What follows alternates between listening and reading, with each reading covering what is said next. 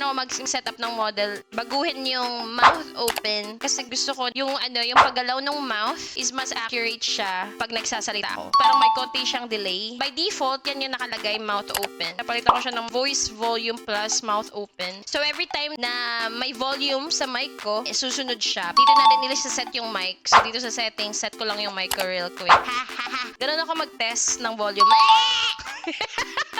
Kaso nakikita nyo yan, pag sobra namang lakas yung boses ko, parang nakangangala na lang siya. Pag ganyan yung nangyayari, you can just go back to mouth open. Tapos nakikita nyo, yung max ko dito is number 1. Tapos yung max nakalagay na 2.1. Pwede mo siyang iset na number 1 lang din para hindi masyadong nakanganga yung model. This is one of the things na pinaka-importante na binabago ko para accurate siya. Pansin nyo, pag nagsasalita sila, nakanganga lang, hindi nakaset ng ganito. Hindi naman siya 100% accurate, but it's better. Hindi na siya nganganga ng ganong kalala. Sa mouth expression, mouth volume, setting up the mic, make sure na sinet up nyo yun. That's really, really important na laging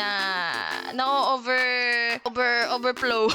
Na-overlook ng ibang gumagamit ng model. They thought na they can't really change anything about the sync nung boses mo sa galaw ng bibig ng model mo, but you can actually change it and make it look like the model is actually speaking and using your voice. Okay.